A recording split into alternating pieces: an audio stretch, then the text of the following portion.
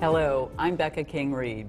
As the Bay Area homeowners struggle to stay afloat in a rough economy, KTEH is working to connect them with the help they need. Many victims of the foreclosure crisis are also victims of predatory lenders who targeted vulnerable homeowners and sold them loans they really couldn't afford or maybe didn't understand. With me is Mava Elise Brown, the Executive Director of Housing and Economic Rights Advocates. Now tell us, what exactly is a predatory loan? How do you know you have one? You know, you know it when you have it. It's one of those things, unfortunately. But some of the signs of a predatory loan include if you feel as if you were lied to in the transaction. A lot of people were offered one thing, and then after the transaction was completed, they got their first mortgage payment statement and found that the amount they were paying was very different, or that in some cases maybe they were in a negatively amortizing loan when they thought they were going to get a fixed rate mortgage. Just a few indicators. Now, who's offering these loans? How do they find people? You know, people have been marketed to, the public has been marketed to very heavily by brokers, sometimes directly by lenders, but the broker system has been used extensively, and it is possible. There's so much of our information we think of as private that has actually become, it's for sale. Yes.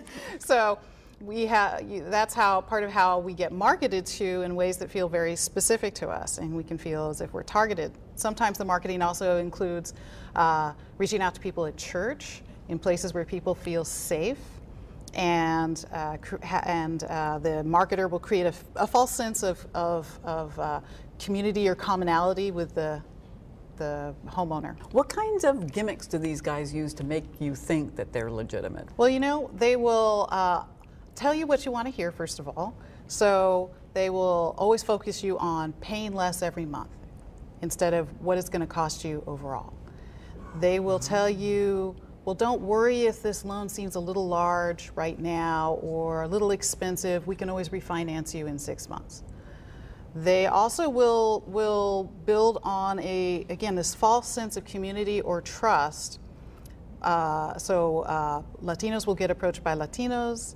Spanish speakers will get approached by Spanish speakers. Black people will be approached by black people. Honestly, when you see somebody from what you might perceive as your own group approaching you, you should be extra suspicious, because it's counterintuitive. It's counterintuitive, but that's part of how people get to you. How do these loans take advantage of borrowers? Can we talk about something like the equity stripping and the bait and switch kind of things? Yes, absolutely. We talked initially about bait and switch, where you're offered one deal that sounds great, you get to the closing table, and it turns out that the loan terms are very different from what you thought. Or you don't find out until after you've signed on the dotted line that the loan terms are worse than what you were offered. That's a common problem. People are smart enough to go in thinking, I want a fixed rate loan, but can still end up walking away with an adjustable rate mortgage or something that's only fixed for a month or a couple of months. There are also loans that are equity stripping, negatively amortizing loans, sometimes called pick-a-pay loans or option arms, where you get a choice about how much to pay each month, and your mortgage payment statement is your first clue that you're in trouble, because it will give you 3 or 4 payment choices. A choice sounds good, right? Like you're getting something good. But if you make the smallest payment, you're not even paying all of the interest that has become due that month. And the interest doesn't disappear. It gets rolled onto the back end of your loan principal. Pay interest on the interest then in the end? Oh my gosh. Yes. So a whole lot of people are losing their homes because of those kinds of loans as well. So it's like a credit card. You have to pay more than the minimum, or you'll never ever pay that thing off. Absolutely. You'll never make any progress. One of the challenges is people were never really qualified to have that size of a loan. They could only afford the minimum payment. Now, what should you ask? Are there a few questions that you should definitely ask that would kind of tip you off that this is not such a good loan? Absolutely. There are 2 documents that you should ask to see. You should ask to see your truth in lending statement. It's a statement, a 1-page document that will tell you what your interest rate is, what your annual percentage rate is, and the size of your loan, and how much your monthly payments are going to be. The other document that you absolutely must ask for is called your HUD-1, or your final closing statement.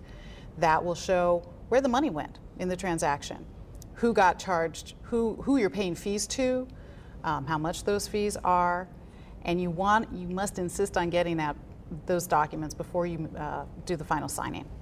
Thank you so much, Maeva Elise Brown of the Housing and Economic Rights Advocates. For more information and links to organizations that can help you, please go to our website at kteh.org.